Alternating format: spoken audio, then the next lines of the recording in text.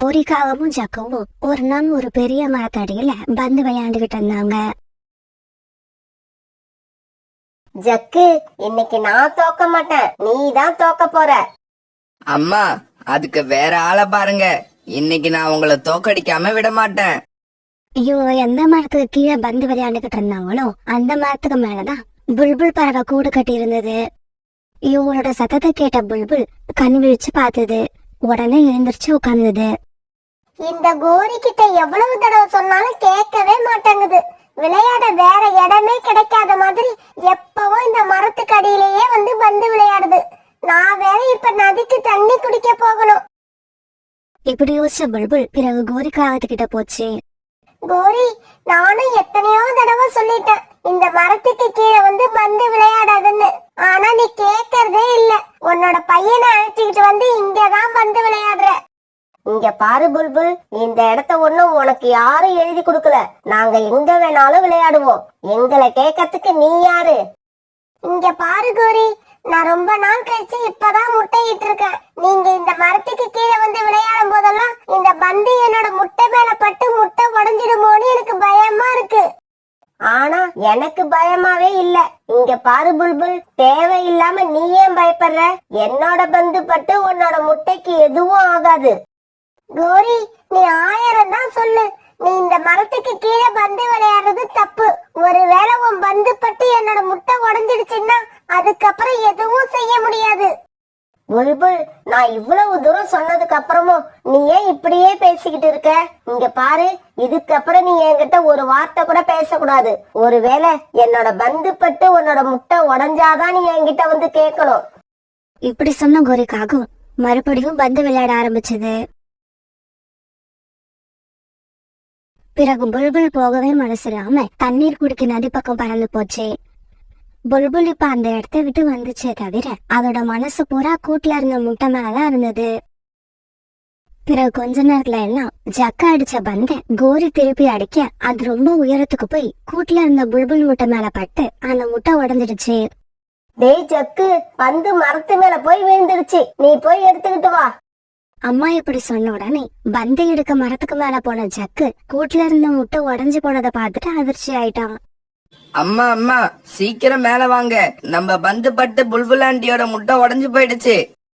Jug இப்படி கத்துன உடனே மேல போய் கூட்டுல முட்டை உடஞ்சிருந்ததை பார்த்த கோரிக்காகத்துக்கு என்ன பண்றதுன்னு தெரியல. உடனே கோரி இந்த பக்கமும் அந்த பக்கமும் சுத்தி முத்தி பார்த்தது. அந்த இடத்துல அப்ப யாருமே இல்ல. ஜக்கு, வா, பந்தை எடுத்துக்கிட்டு நம்ம வீட்டுக்கு போயிடுவோம். புல்புல் வந்தா இது பெரிய பிரச்சனையாயிடும். இப்படி சொன்ன கோரிக்காகும் பிறகு தன்னுடைய வீட்டுக்கு பறந்து போயிடுச்சு. காலுஜி, நானும் ஜக்குவும் புல்புல் குடி இருக்கிற மரத்துக்கு கீழே பந்து விளையாண்டுகிட்டு இருந்தோம். அப்ப அந்த பந்து பட்டு அந்த முட்டை உடைஞ்சு போயிடுச்சு. என்னது, முட்டை உடைஞ்சு போயிடுச்சா? சரி, நீங்க முட்டையை உடைச்சத வேற யாராவது பார்த்தாங்களா? இல்ல காலுஜி, யாரும் பார்க்கல. முட்டை உடைஞ்ச உடனே நாங்க அந்த இடத்தை விட்டு வந்துட்டோம். முட்டைய உடைச்சது நீங்க தான் யாருமே பார்க்கலன்னா இந்த விஷயத்துல நீங்க பயப்படுறதுக்கான அவசியமே கிடையாது. அப்படியும் உங்க மேல சந்தேகப்பட்டு அந்த புல்புல் இங்க வந்து ஏதாவது கேட்டா நான் பாத்துக்கிறேன். நான் இருக்கிறப்ப நீங்க ஏன் கவலைப்படுறீங்க? இந்த காலுக்காகத்த பார்த்தா இந்த காடே பயப்படும். கேவலம் அந்த புல்புலால நம்மள என்ன பண்ண முடியும்? இதே சமயம் தன்னுடைய கூட்டுக்கு திரும்ப வந்த புல்புல் தன்னோட முட்டை உடைஞ்சு போயிருந்ததை பார்த்துட்டு அழுதுகிட்டு இருந்துச்சு.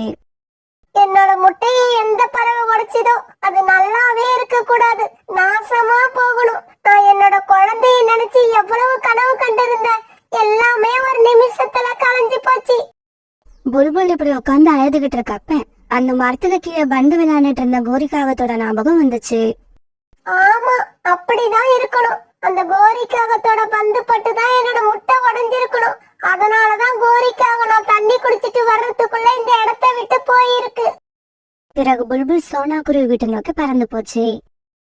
சோனா குருவி வீட்டுக்கு போன புல்புல் எதுவுமே சொல்லாம அழுதுகிட்டே உட்கார்ந்து இருந்தது. புல்புல் அக்கா, என்ன நடந்ததுன்னு சொல்லுங்க. ஏன் இப்படி அழுதுகிட்டே இருக்கீங்க? நீங்க ஏதாவது சொன்னாதான் உங்களுக்கு என்னால உதவி பண்ண முடியும். பிறகு நடந்தது எல்லாத்தையும் புல்புல் சோனா குருவி கிட்ட சொல்லுச்சு. சோனா, எனக்கு நல்லா தெரியும் அந்த கோரிக்காகத்தோட பந்து பட்டுதான் என்னோட முட்டை உடைஞ்சிருக்கு. புல்புல் அக்கா, நீங்க காங்களோட வீட்டுக்கு போய் என்ன நடந்துச்சுன்னு கேளுங்க. ஒருவேளை அவங்க உங்களுக்கு சரியான பதில் சொல்லணும்னா என்கிட்ட வாங்க, அப்புறம் நானும் உங்க கூட வரேன். சோனா குருவி இப்படி சொன்ன உடனே புல்புல் பறவை அந்த இடத்தை விட்டு காங்களுடைய வீட்டை நோக்கி பறந்து போச்சு. இப்படி போன புல்புல் காங்களோட வீட்டு கதவை வேகமா தட்ட ஆரம்பிச்சது. காலுஜி, புல்புல் வந்துருச்சு. எனக்கு ரொம்ப பயமா இருக்கு. கோரி, இதுல பயப்படுறதுக்கு ஒண்ணுமே இல்ல. நீ அந்த முட்டைய உடைச்சதை யாரும் கண்ணால பார்க்கவே இல்ல. அதனால நீ கவலைப்படாத. வெளியில போய் அந்த முட்டை உடைஞ்சதுக்கும் எனக்கும் எந்த சம்பந்தமும் இல்லைன்னு தைரியமா சொல்லு. காலுக்காக இப்படி சொன்ன உடனே கோரிக்காக தைரியமா வெளியில வந்துச்சு. புல்புல், எதுக்காக என்னோட வீட்டு கதவை இவ்வளவு வேகமா தட்டுற? உனக்கு என்னதான் வேணும்? எனக்கு நீதி வேணும். உன்கிட்ட நான் அப்பவே சொன்னேன் அந்த மரத்துக்கு கீழே வந்து விளையாடாதன்னு. ஆனா நீ கேட்கல. இப்ப பாரு, நீ வந்து விளையாடி என்னோட முட்டைய உடைச்சிட்ட. இங்க பாரு புல்புல், வாய்க்கு வந்தபடியெல்லாம் பேசிக்கிட்டு இருந்தேன்னா அப்புறம் எனக்கு கெட்ட கோபம் வரும். மரியாதையா இங்க இருந்து போயிடு. உன்னோட முட்டைய நான் உடைக்கல. அந்த சமயத்துல புல்புல் கோரியோட பந்து வீட்டுக்கு வெளியில இருந்ததை பாத்துருச்சு. அந்த பந்து பட்டு முட்டை உடைஞ்சதால முட்டையோட கரை அந்த பந்துல ஒட்டி இருந்தது. கோரி, ஏன் பொய் சொல்ற? இந்த பந்து பட்டு தான் என்னோட முட்டை உடைஞ்சிருக்கு. அதனாலதான் இந்த பந்துல முட்டையோட கரை இருக்கு. இப்படி சொன்ன புல்புல் பறவைக்கு ரொம்பவும் கோபம் வந்து கோரிக்காகத்தை கீழே தள்ளி மேலே ஏறி உட்கார்ந்தது. பிறகு கோரிக்காகத்துக்கு 2 அறையும் கொடுத்துச்சு. என்னோட குழந்தைய முட்டையிலேயே அழிச்ச உடனே நான் உயிரோட விட மாட்டேன். காலுஜி, என்ன காப்பாத்துங்க, என்ன காப்பாத்துங்க. தன்னோட மனைவி கத்துற குரலை கேட்ட காலுக்காகவும் கையில ஒரு கம்பை எடுத்துக்கிட்டு வீட்டை விட்டு வெளியில வந்துச்சு. தன்னோட மனைவியை கீழே தள்ளி புல்புல் மேல உட்கார்ந்துருக்கத பார்த்த காலுக்காகத்துக்கு ரொம்ப கோபம் வந்துருச்சு. ஏய் புல்புல், இந்த காலுவோட மனைவியை கீழே தள்ளி மேலே ஏறி உட்கார அளவுக்கு உனக்கு துணிச்சல் வந்துருச்சா? அதுக்கான தண்டனைங்க நீ இப்ப அனுபவிக்க போற. இப்படி சொன்ன காலுக்காக உடனே தாங்கிட்ட இருந்த கம்பால புல்புலோட தலையில அடிக்க ஆரம்பிச்சது. இப்படி தலையில அடி வாங்கின புல்புல் அப்படியே மயக்கம் போட்டு கீழே விழுந்துடுச்சு. கீழே விழுந்தது மட்டும் இல்ல, புல்புலோட உயிரும் போயிடுச்சு. காலுஜி, புல்புல் செத்து போயிடுச்சு. நீங்க புல்புல்ல கொன்னுட்டீங்க. இங்க பாரு கோரி, இன்னும் ஒரு தடவை இப்படி சொல்லாத. எனக்கு கொஞ்சம் பயமா இருக்கு. ஏதோ கோபத்துல கொஞ்சம் வேகமா அடிச்சிட்டோம் போல இருக்கு. அதனால அதோட உயிரே போயிடுச்சு. காலுஜி, இப்ப என்ன பண்றது? கொலை பண்றது பெரிய தப்பு. இருந்தாலும் உங்களுக்கு இவ்வளவு கோபம் வரக்கூடாது. ஏய் கோரி, இந்த புல்புல் இப்ப சாவறதுக்கு காரணம் நான் இல்ல, நீதான். நீ மட்டும் அதோட முட்டையை உடைக்கலன்னா அது நம்ம வீட்டுக்கு வந்தே இருக்காது. அதை நான் தலையிலயும் அடிச்சிருக்க மாட்டேன். காலுஜி, நடந்ததை எல்லாம் விட்டுடுங்க. இப்ப இந்த புல்புல்லோட உடலை மறைச்சாகணும். பிறகு காலுக்காகவும் கோரிக்காகவும் யாராவது நம்மள பாக்குறாங்களான்னு இந்த பக்கமும் அந்த பக்கமும் பார்த்தாங்க. ஆனா யாருமே அவங்கள பாக்கல. காலுஜி, யாரும் இங்க இல்ல. யாராவது இங்க வந்து புல்புல்லோட உடம்ப பாக்கறதுக்கு முன்னாடி ஒரு குழிய தோண்டி அதுல புல்புல்ல புதைச்சிடுவோம். அப்படி செஞ்சுட்டா நீங்க இந்த புல்புல்ல கொலை செஞ்சது யாருக்கும் தெரியாம போயிடும். இங்க பாரு கோரி, நான் தான் புல்புல்ல கொலை செஞ்சேன்னு அடிக்கடி சொல்லிக்கிட்டே இருக்காத. ஏற்கனவே நான் ரொம்ப பயந்து போயிருக்கேன். பிறகு கோரிக்காகன் தான் வீட்டுக்கு பக்கத்துலயே ஒரு குழிய தோண்டிடுச்சு. பிறகு காலுக்காகன் புல்புலோட உடம்ப தூக்கிட்டு வந்து அந்த குழியில வச்சு மண்ணை போட்டு மூடிடுச்சு. பிறகு இப்படியே 2-3 நாட்கள் ஓடுச்சு. காலுஜி, எனக்கு ரொம்ப பயமா இருக்கு. யாருக்காவது இந்த விஷயம் தெரிஞ்சிருச்சுன்னா நாம அப்புறம் ஜெயிலுக்கு போய் கம்பி எண்ண வேண்டி இருக்கும். கோரி, இவ்வளவு பயப்படுற நீ எதுக்காக புல்புலோட முட்டையை உடைச்ச? நானாவது முட்டையதான் உடைச்சேன். ஆனா நீங்க புல்புல கொலையே பண்ணிட்டீங்க.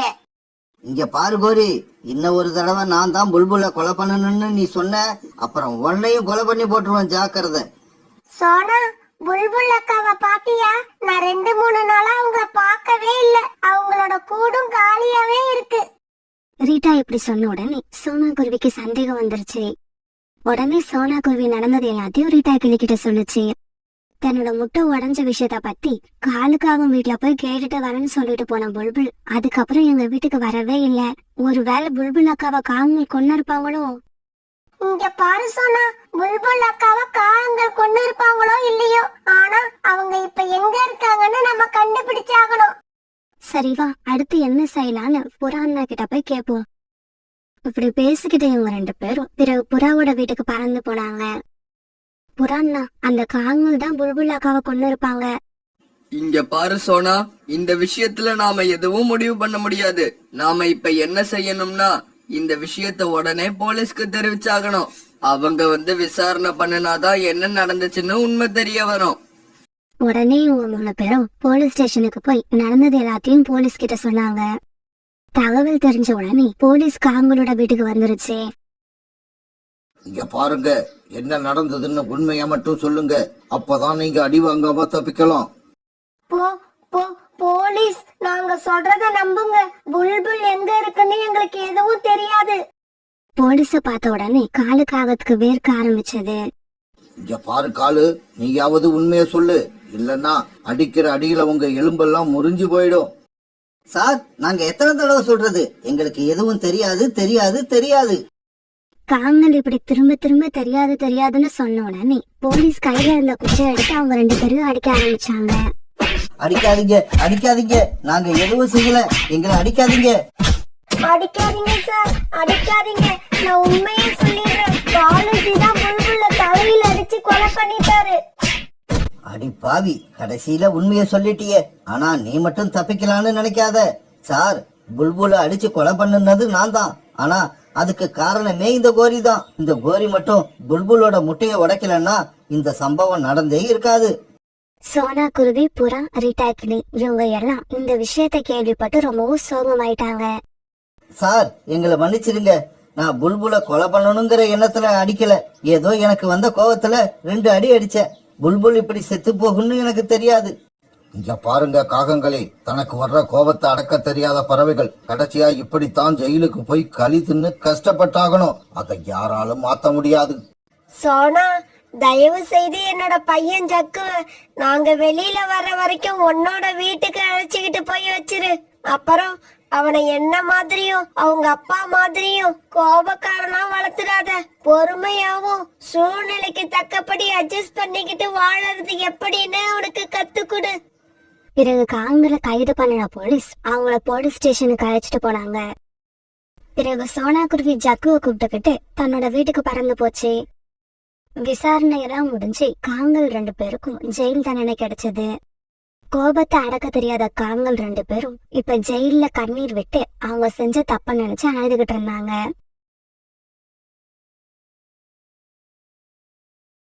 ரொம்ப காலத்துக்கு முன்னால இருந்த ஒரு அடர்த்தியான காட்டுல காலுக்காக தன்னோட குடும்பத்தோட வாழ்ந்து வந்தது.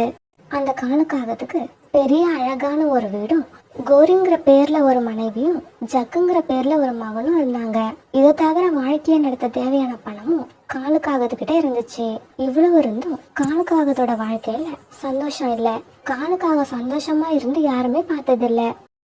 சில சமயம் தன்னோட மனைவி கிட்ட சண்டை போட்டுட்டு இருக்கும். சில சமயம் தன்னோட மகனை திட்டுக்கிட்டு இருக்கும். கடவுளே, நான் போன ஜென்மத்துல என்ன பாவம் பண்ணன்னு தெரியல. இந்த ஜென்மத்துல ஒரு குடும்பத்தை சந்தோஷமா நடத்துறதுக்கு தேவையான எல்லாம் என்கிட்ட இருந்தோம். அமைதி இல்ல, என்னோட மனசுல சந்தோஷமும் இல்ல. காலுஜி, கடவுள் நமக்கு தேவையான எல்லாத்தையும் குறைவு இல்லாம கொடுத்திருக்காரு. அப்புறம் நீங்க ஏன் எப்பவுமே கவலையோட இருக்கீங்க? நீங்க சந்தோஷமா இருந்து நான் பார்க்கவே முடியாதா? கோரி, நீ சொல்றத நானும் உணர்றேன். ஆனா அது ஏன்னு தான் எனக்கே தெரிய மாட்டேங்குது. ஏன் என்னால மத்தவங்கள மாதிரி சந்தோஷமா இருக்க முடியலன்னு என்னால புரிஞ்சுக்கவே முடியல. நீ சொல்ற மாதிரி நம்ம கிட்ட எல்லாமே இருக்கு சந்தோஷத்தை தவிர. நானும் சந்தோஷமா இருக்கதான் முயற்சி பண்றேன், ஆனா முடியல. இப்படி யோசிச்சுக்கிட்டே இருந்த காலுக்காகவும் ஒரு நாள் அந்த காட்டுல இருந்த மலை குகையில உள்ள ஒரு சாமியார் கிட்ட தன்னோட மனசுல எதனால சந்தோஷம் இல்லைன்னு கேக்குறதுக்காக பறந்து போச்சு. வா காகமே வா, உனக்கு என்ன பிரச்சனை? எதனால இங்க வந்த? பாபாஜி, என்னோட மனசு எப்பவும் குழப்பமாவே இருக்கு. என்னால சந்தோஷமாவே இருக்க முடியல. இது ஏன்னு உங்களால சொல்ல முடியுமா? காலுக்காக சொன்னது எல்லாம் கேட்ட அந்த பாபா கொஞ்ச நேரம் மௌனமா இருந்தாரு. பிறகு காலுக்காகத்தை பார்த்து இப்படி பேச ஆரம்பிச்சாரு. காகமே, உனக்கு வாழ்றதுக்கு சொந்தமா வீடு இருக்கா? இருக்கு பாபாஜி, இருக்கு. எனக்கு சொந்தமா பெரிய வீடு இருக்கு. அப்படியா? அப்ப சொந்தமா வீடு இருக்கிற உனக்கு குடும்பமும் இருக்கும்னு நினைக்கிறேன். நான் சொல்றது உண்மைதானே? ஆமாம் பாபாஜி, நீங்க சொல்றது உண்மைதான். எனக்கு குடும்பமும் இருக்கு, ஒரு மனைவியும் ஒரு மகனும் இருக்காங்க. உன்னோட மனைவியும் உன்னோட மகனும் ஏதாவது நோயால பாதிக்கப்பட்டு இருக்காங்களா? இல்ல பாபாஜி, கடவுள் புண்ணியத்துல நாங்க 3 பேருமே ஆரோக்கியமா தான் இருக்கோம். சரி, அப்புறம் வாழ்க்கை நடத்துறதுக்கான மத்த வசதிகள் எல்லாம் உங்ககிட்ட இருக்கா? இருக்கு பாபாஜி, எல்லாமே இருக்கு. இருந்தும் என்னோட மனசுக்கு சந்தோஷம் கிடைக்க மாட்டேங்குது. என்னால ஒரே மந்திரத்துல உன் மனசுல சந்தோஷத்தை வரவழைக்க முடியும்.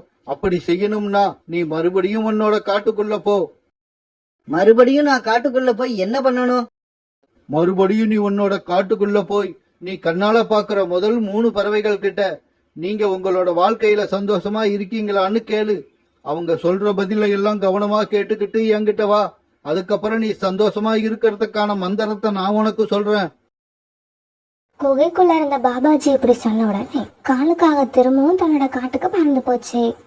இப்படி போன காலுக்காக முதல்ல சோனா குருவியும் ராணா குருவியும் ஒரு அருவிக்கரையில உட்காந்து சந்தோஷமா பேசிக்கிட்டு இருக்கத பார்த்தது. உடனே காலுக்காக அவங்க கிட்ட போய் உட்கார்ந்தது. சோனா, ராணா, தயவு செஞ்சு உங்களை தொந்தரவு பண்றதுக்கு மன்னிச்சிருங்க. உங்ககிட்ட நான் ஒரே ஒரு கேள்வி கேட்பேன். அந்த கேள்விக்கு மட்டும் நீங்க பதில் சொல்லிட்டீங்கன்னா நான் இந்த இடத்த காலி பண்ணிடுவேன். சொல்லுங்க காலண்ணா, என்ன கேள்வி கேட்க போறீங்க? நீங்க 2 பேரும் உங்களோட வாழ்க்கையில சந்தோஷமா இருக்கீங்களா இல்லையா?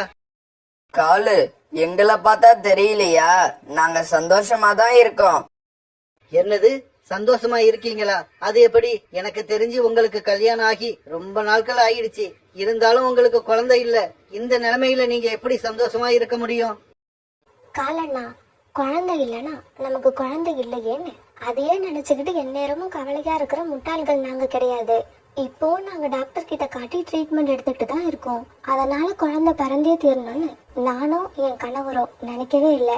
குழந்தை பிறந்தா சந்தோஷப்படுவோம், குழந்தை பிறக்கலனாலும் சந்தோஷமா தான் இருப்போம். ஏன்னா முயற்சி மட்டும்தான் நம்மளோடது, முடிவு இயற்கையோடது. இயற்கை கொடுக்கிற முடிவை முழு மனசோட ஏத்துக்கிற எங்களை மாதிரி பறவைங்களுக்கு எப்பவுமே சந்தோஷம்தான். அது சரி, நீங்க வேணா இப்படி இருக்கலாம். ஆனா உங்களை சுத்தி உள்ளவங்க உங்களை சந்தோஷமா இருக்க விட மாட்டாங்களே. உங்களுக்கு குழந்தை இல்லைங்கிறத பத்தியே பேசி உங்களை குத்தி காட்டி உங்க மனச நோகடிப்பாங்களே.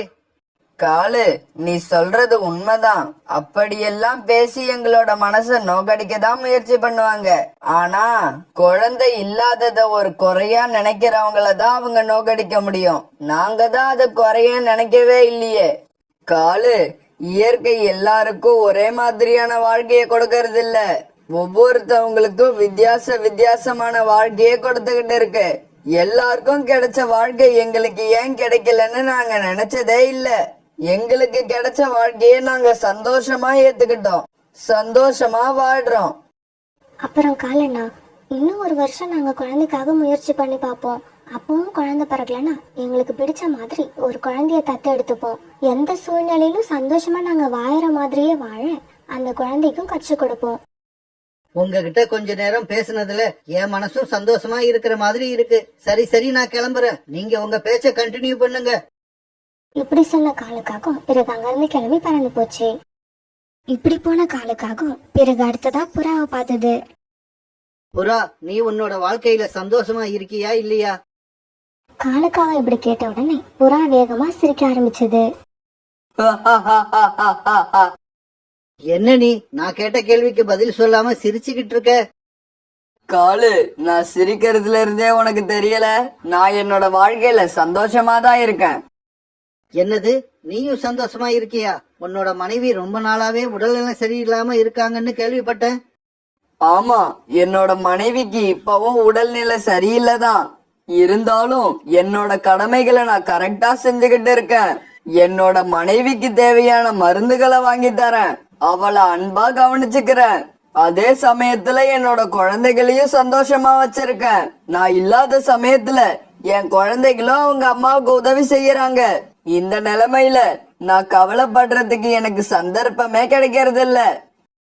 புறா, நான் சொல்றத ஒரு நிமிஷம் நல்லா யோசிச்சு பாரு. உன்னோட மனைவி மட்டும் இப்படி படுத்த படுக்கையா இல்லைன்னா உன்னோட வாழ்க்கை இன்னும் எவ்வளவு சந்தோஷமா இருக்கும். காலு, இப்படி நடந்தா எப்படி இருக்கும், அப்படி நடந்தா எப்படி இருக்கும்? ஏன் எனக்கு மட்டும் இப்படி எல்லாம் கெட்டதா நடக்குது? இப்படி எல்லாம் நினைக்கிற முட்டாள் நான் கிடையாது. இயற்கை எனக்கு எப்படிப்பட்ட கடினமான சூழ்நிலைகளை கொடுத்தாலும் அந்த சூழ்நிலையிலேயே என்னால முடிஞ்ச அளவு என்னோட கடமைகளை நான் சரியா செஞ்சு முடிக்கிறேன். என்ன மாதிரி என்ன உள்ளவங்க பக்கத்துல கவலையோ வருத்தமோ துன்பமோ இதெல்லாம் நெருங்கவே முடியாது. புறா, எனக்காக நேரம் ஒதுக்கி என் கேள்விக்கு பதில் சொன்ன உனக்கு ரொம்பவும் நன்றி. நான் கிளம்புறேன். இப்படி சொன்ன காலுக்காகவும் பிறகு அங்கிருந்து கிளம்பி பறந்து போச்சு. இப்படி போன காலுக்காகவும் மூணாவதா ரீட்டா கிளிய பார்த்தது. ரீட்டா, உன்னோட வாழ்க்கை இப்ப சந்தோஷமா தானா போய்கிட்டு இருக்கு? என்ன காலு, நான் ரொம்ப ஏழையா இருக்கேன், நிறைய பேருக்கிட்ட கடன் வாங்கியிருக்கேன்னு என்ன பார்த்து இந்த கேள்வியை கேக்குறியா? ரீட்டா, நான் மனசுல எதையும் வச்சுக்கிட்டு உன்னை இந்த கேள்வியை கேட்கல, சாதாரணமா தான் கேட்டேன். காலு, என்னோட எல்லா கடனையும் அடைச்சிட்டு கடனே இல்லாத வாழ்க்கை வாழ நான் முயற்சி பண்ணிக்கிட்டே தான் இருக்கேன். எல்லா கடனையும் என்னால அடைக்க முடியும், என்னாலயும் ஒரு பணக்கார பறவையா மாற முடியுங்கிற நம்பிக்கை என் மனசுக்குள்ள இருந்துகிட்டே இருக்கு. அந்த நம்பிக்கையே எனக்கு இப்ப சந்தோஷத்தை கொடுக்குது. அந்த சந்தோஷத்தோட நான் என்னோட முயற்சி தொடர்ந்து செஞ்சுக்கிட்டே வரேன். ரீட்டாவோட இந்த பதில கேட்ட காலுக்காகவும் பிறகு அங்கிருந்து பறந்து போச்சு. என்ன இது, இந்த காட்டுல என்ன தவிர மீதி எல்லாருமே சந்தோஷமா இருக்காங்க, இது ஏன் என்னால மட்டும் முடியல?